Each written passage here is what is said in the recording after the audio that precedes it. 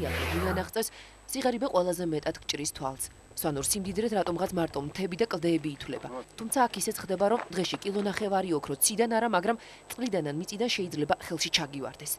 ენგურის პირზე შეფენილი სოფელი იელი მესტიდან არც ისე შორს არის. აქ რამდენიმე კომლიღა ცხოვრობს. ძირითადი შემოსავალი საქონელი, კარტოფილი და არც მეტი და არც ნაკლები ოქროა. თუმცა მდიდრად აქ მაინც არავინ ითვლება.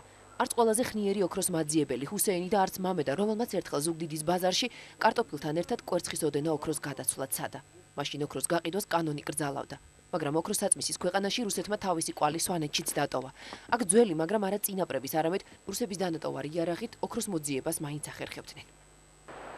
წირი მოსავალი აღებულია. საქონლის ჩამოყვანის და დაბინავების შემდეგ სვანები ნიჩბები და სათრით ენგურზე ეშვებიან. როცა ენგურზე წყალი კლებას იწყებს, ფაში ყინული დნობას აჩერებს და სვანეთში სიცივეები იწყება, ეს იმას ნიშნავს, რომ აქ სვანური ოქროს ციებ-ცხელების სეზონი იხსნება. ტაფჩანი, ჟოლოფი, წერაქვი, ტაფა და ნიჩაბი ეს ის აუცილებელი ნივთებია, რითაც დღეს სვანი ოქრომთხეელები, ანუ ოქროს მაძიებლები ენგურზე ოქროს ეძებენ და პოულობენ კიდეც. ამ საგნებმა ტრადიციული ძველებური ცხრისა და ხფოს-ტყავი შეცვალეს. ოქრო ენგურში პატარა შენაკადს, ცერს ჩამოაქვს და ილექება. ოქროს მაძიებლებმა იციან სავარაუდოდ სად შეიძლება იყოს ოქრო და მდინარის კალაპოტის გადაკეტვას იწყებენ. ენგურს სხვა მიმართულებით აგდებენ, დამბას აკეთებენ და წყალში ხის ჟოლოფებს, ხის ღარებს ყრიან. წყალს გადაუღობავთ ხოლმე და გადაუშვებთ მეორე მხარეზე. და იმ გავაშრობთ ამ ადგილას, სადაც ოქრო გვეგულება ხოლმე და იქ ვნახავთ უკვე ოქროს. იქ სადაც მდინარე უხვევს, ოქროს სიმძიმის გამო ნელ-ნელა ფსკერზე ან ნაპირზე ილექება. ნიშანს წითელი ქვები იძლევა. პოულობენ წითელ ქვას, ესე იგი სადღაც ახლოს ძვირფასი მეტალია. თუმცა ის მიწაში არ ჩანს. აქ ისევ მდინარე და ჟოლოფია საჭირო. რა ადგილასაც ოქრო უნდა იყოს საერთოდ. ურები აქვს წითელი. რუსულად ქვია მაგას სპირიტი და ქართული მე მგონია მაგისი არის სახელი არც ვიცი. და სადაც ის ფარი იქ ოქრო იქ. იქ არის, ეს ილექება ძირს და ოქროს ხომ ძიმეა. მაგას ურებია კიდე ტყვია. არის მაგალითად მდინარის დინება. ოდის და პავარობს აკეთებს მდინარე. საიდანაც პავარობს აკეთებს, იქით არ ტოვებს და მეორე მხარეზე გააქვს. და იმ ადგილებშია ძირითადად ეს ოქრო. მიწას მდინარეში ჩადებულ ჟოლოფში ყრიან და ტოვებენ. შემდეგ ტაფაზე გადააქვს და წყალში ავლებენ. ოქროს ნამცეცები ტაფაზე რჩება. შედარებით დიდი ზომის ოქრო ჟოლოფის პირველ კბილანებში. აი ოქრო აჯერ. ოქრო. ეს ნამდვილი ოქროა? ეს ნაღდი ოქროა, ეს არის ბაჯაღლო. და რამდენი გრამი იქნება ეს? ეს იქნება დაახლოებით გრამ-ნახევარი. ამ თვითნაბადი ბაჯაღლო ოქროს წონა, როგორც ოქრომთხეელები ანუ ოქროს მაძიებლები თვალით ატყობენ, გრამ-ნახევარი იქნება. თუმცა არის წვრილი, ტაფებზე დარჩენილი ოქროც. მათი წონა მილიგრამებშია, მაგრამ ერთად შეკრებილი უკვე გრამებს ითვლის. უფრო მეტი რო გვემუშავა, შეიძლება უფრო მეტი მოგვენახათ დღეს. მოვნახავთ ალბათ თვითონ 9 გრამს კაცზე ალბათ მოვნახავთ. ეს უკვე რამდენი ვიპოვეთ? დღეს უკვე ვიპოვეთ 2 გრამამდე.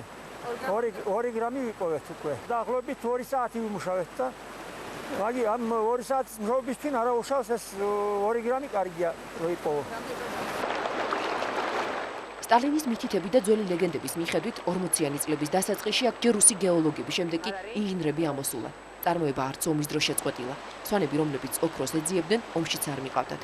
ნაპოვნი ოქრო თურქსენებში, ჩაბარებულ პუნქტებში ნატურალურ პროდუქციან საყოფაცხოვრებო ნივთებზე იცვლებოდა. ომის დროს აქედან ხალხი ჯარში არ მიყავდათ, იმიტომ რომ ხალხი დასაქმებული იყო აქ ოქროს პოვნაზე და ოქროს მუშაობაზე. და თუ მაგალითად ერთ დღეს დღიურ და დღეს გააცდენდით, 12 დღე იყო პატიმრობა. ჩვენ სოფლიდან მაგალითად თვეში ბარდებოდა 16 კილოგრამი ოქრო. ლასილის ხეობიდან. ეს სუფთა 99% ჩერვონი ზოლოტა. ასეთია რუსები ციგნები ეძახიან ამასაც. თვეში 16 კილოგრამი ძვირფასი მეტალი ეს ყველაზე მცირე იყო, რასაც მარტო ერთი სოფელი აბარებდა. შემდეგ ოქროს მოპოვება აიკრძალა. დღეს კი აქ უკვე ბრიგადად შეკრული სვანები მუშაობენ. თითო ბრიგადა ხშირად კილოზე მეტ ოქროს პოულობს. შემდეგ ყიდის ან ცვლის. აქ შეხვდები იშვიათად პესოგ ოქროს. თუ არის თვითნაბადი ოქროები. არის გრამიანები და გრამსდევით. და იშვიათობა არის კიდე რომ შეხვდე 100 მილიგრამიანს. 200 და 100. ყველაზე დიდი თვითნაბადი ოქრო რაც გინდა. ყველაზე დიდი თვითნაბადი ოქრო მე რაც მინახია საერთოდ 250 გრამი. ჩაბარე და გაყიდეთ? არა, არ ჩამიბარებ. ეს იყო მთლიანი ბრიგადის. დაახლოებით ვიპოვეთ კილო 200 ვიპოვეთ, მაგრამ ეს პესოკით და ერთი იყო ერთიანი 15 გრამიანი. და ის მე ვნახე და პირადად მეც მომაყუთნეს ეს თქვენი იყოსო და მე მაჩვიქეს ის ოქრო. წავედი ზუგდიდში დასაყიდად მაგისი და მაგრამ მან და მაინც ის დავწოვე სახში და დავიტოვე იმისთვის ბეკდებისთვის და იმისთვის და მარტო ის შემსადა დანდარში ჩამომართვეს. გაყიდვის დროს. ზოგჯერ ისიც ყოფილა რომ დღეში 50 გრამიანი უპოვნია. და ყველაზე დიდი რამდენი იყო ბევრი? მე ერთი ნატეხი ვიპოვე 15 გრამი იყო. ო, ჩვენობაში ლაფათქით პროსტა ავიღე და იმას ამოყო. გაუკეთე ის რა ვიცი ჩავაბარე დედაშემს და რა უყო არც კი. თუმცა ოქროს მოპოვება თევზაობას გავს. ბადა შეიძლება ერთბაშად დიდი თევზი მოყვეს, ან სულაც ხელცარიელი დაბრუნდე. ენგურიდან დაბრუნების შემდეგ მეორე ეტაპი იწყება. ოქრომთხელი ან ოქროს მაძიებელი ვერცხლის წყლით წვრილ ოქროს ერთად კრებს. შემდეგ საცერში ან უფრო ხშირად ნაჭერში გაატარებს. მატერიაზე დარჩენილ მასას ცეცხლზე გამოწვავს და სვანური 999%-იანი თვითნაბადი ბაჯაღლო მზად არის. აი ხა ეს რა პრობა აქვს ესე რო თქვა ამ ოქროს? ეს არის ზუსტად 3 ცხრიანი. ყველაზე მაღალი ხარისხი. 96%-იანი. ყველაზე მაღალი დიახ, ხარისხი. ყველაზე მაღალი ხარისხი. ბაჯაღლო. ბაჯაღლო. ეს სვანეთის ოქრო. სვანეთის ოქრო. ეს ოქრო სვანეთში ყველაზე მეტად ფასობს. მას ოქრომჭედელი, გადამყიდველი ან კბილის ტექნიკი ყიდულობს. თვითნაბადი ბაჯაღლო სვანეთშიც რჩება. პატივისცემის ნიშნად სვანი თავის რჩეულს სწორედ ენგურზე მოპოვებული ოქროთი ნაკეთ საქორწინო ბეჭედს ჩუქნის.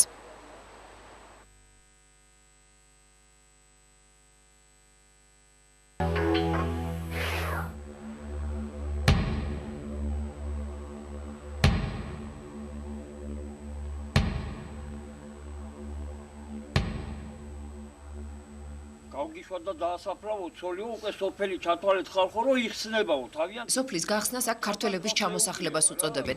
წალკაში მყოფი ქართველები ამბობენ, ბერძნებს იმის ეშინიათ, რომ თუ კი სოფელში ერთი ქართველიც კი დაიგრძალება, ეს იმას ნიშნავს, რომ ჭირისუფალიც აქ დარჩება და აქ სხვა ქართველებიც ჩამოსახლდებიან.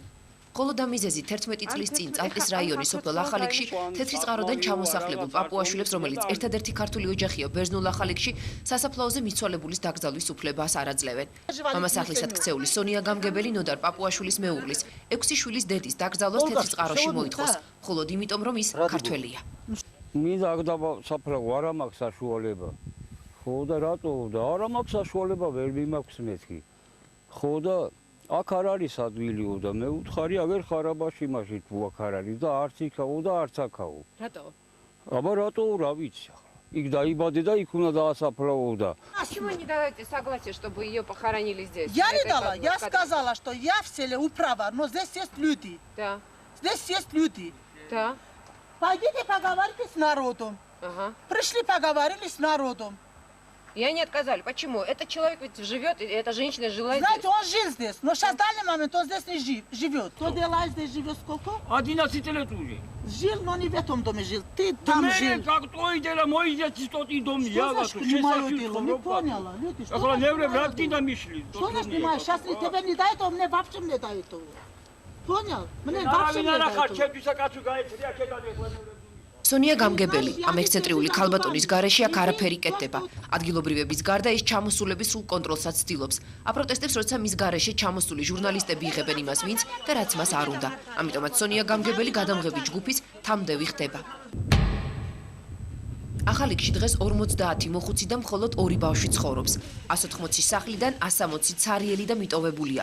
სწორედ დატოვებული სახლების საკარმი და მომიწებს განაგებენ სოფელში დარჩენილი ბერძნული ოჯახები. საცავთ.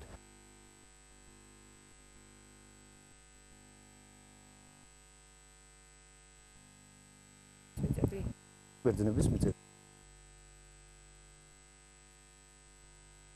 Ахалик, который в руках эти паспорта.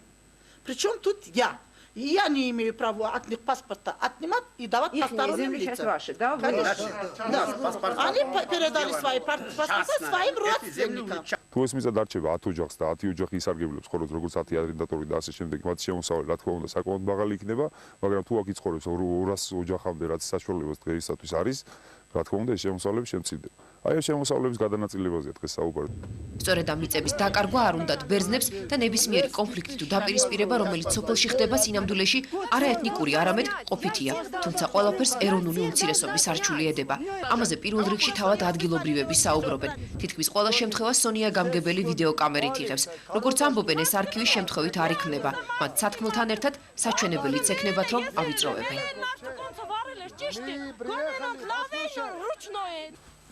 აქ ცხოვრება უკვე 1 წელია გაუსაძლისი გახდა, ამბობენ ბერძნები. შევიწროებულები კი უკვე დევნილი სტატუსზე საუბრობენ და ალბათ ვიდეო არქივიც ფაქტების დასამტკიცებლად გახდება საჭირო. თავარ დამნაშავედ მეზობელ ხარაბაში ჩამოსახლებულ აჭარლებს უფრო სწორედ ცალკეულ ელემენტებს ასახელებენ. ქართველების ჩამოსახლებას ამიტომაც ეწინააღმდეგებიან. ჯუბერ თურმანიძე ერთ-ერთი ამ ელემენტთაგანია. Кто вы будете? Телекомпания «Имеды». Телекомпания «Имеды». Очень приятно. Кто послал вас? Никто не послал. Мы сами по Что вы хотите здесь? Уходи отсюда! Уходи отсюда! Уходи! Уходи с села! Давай быстро, уходи! Уходи отсюда! Уходи отсюда, я говорю! Уходи! Уходи, он поджигает все наши дома! Он поджигает! Из-за жары он поджигает! Все! Какая-то группа элементов приезжих поджигают в связи с тем, чтобы заселиться в деревню. Приезжие это кто? Приезжие саджари. Это 100% факт. Вы видели, вы... Видели, что здесь факты, вот разломали дома там вот в начале деревни, въедете, посмотрите, во что превратили. Здесь просто жизнь остановилась. И если нам дадут статус беженца, здесь ни одного грека не останется. თუკი ტოლვილი სტატუსი წავა საქართველოს ადამიანს, თუნდაც საბერძნეთის ქვეყანაში მათი არაზღაურება საკმაოდ მაღალი იქნება, სადღაც 800 და 1200 ევრომდე. ეს როგორც მე ვიცი, ესეა. და მე იმიტომ რომ ეს არის ალბათ ისე პროვოკაციული გამოხდომებია. ჩვენი ჩამოსვლა სოფელში რიგით მე-9 ხანძარს დაემთხვა. სოფელში სადაც სულიერი თიძე ჩამოსათვლელია, ხანძარი თითქმის ყოველდღიური მოვლენაა. ბოლო ცეცხლი სომეხი მოსახლის თივას წაუკიდეს.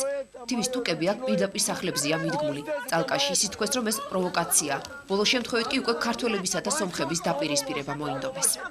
Ну будем воевать последний крайний. Абхазия была, это сейчас будет целка, блядь. Вот до сих пор дошло. Дети маленькие, боимся, отправляем родителям. Как ослик я трудилась, вот эти 2 поставила, чтобы зимой, говорю, буду прятать, чтобы муку взять, детей кормить. Причина, ну не знаю, вот эти хочет, наверное, что-то власть завоевать от этим или что-то хочет делать. И даже мы сами точно не знаем. Кто-то делает и спрячется. На лицо не говорит, что вот такая ситуация. თუმცა ბერძნების მხრიდან ქართველების მიმართ უნდობლობა საფუძველი თავად ქართველებმა მისცეს, როცა რამდენიმე წლის წინ სოფელში აჭარიდან ჩამოსული 300-მდე კაცი სახლების უნებართოდ დაკავებას შეეცადა. მიუხედავად იმისა, რომ ამ სახლებში უკვე წლებია არავინ ცხოვრობს, ამ სახლებს პატრონი მაინწყავს. ახალი კი იმ სოფლებიდან ერთ-ერთია, სადაც ხელისუფლება დატოვებული სახლების შესყიდვას და სვანეთში სტიქიური უბედურების შედეგად დაზარალებული ოჯახების ჩამოსახლებას ფიქრობს. ჯერ კიდევ 87 წელს გეოლოგებმა დაადგინეს, რომ სოფელი იფარი მეწყერსაშიშ ზონაში ექცევა. 7 თვის წინ კი მეწყერმა ის სახლები დაანგრია, რომლებიც 30-40 წლის წინ აშენდა. საუკუნეების წინ აშენებული კოშკები კი ნიადაგთან ერთად 10 მეტრი დაიძრა და გადარჩა. საცხოვრებლების გარეშე და ქვაღორღით ჩამორეცხილი მიწების ანაბარად დარჩენილ იფარელებს დახმარებას დაპირდნენ, საუკეთესო შემთხვევაში კი ბარში, წალკაში ჩამოსახლებას. დალი გულბანის სახლიც სტიქიამ დაანგრია. ოჯახი ახლა იქ ცხოვრობს, სადაც მეწყერამდე შეშას ინახავდა. მიუხედავად იმისა, რომ მას რძლად წალკელი ბერძენი ყავს და მისი ძმაც იქ ცხოვრობს, ახალ იქში წამოსვლა მაინც არ უნდა. ცოცხალი თავით ჩვენ წალკაში წამსული, აი მთელი სოფლის სახელი თუ ამბობ, არავინ არა ვართ.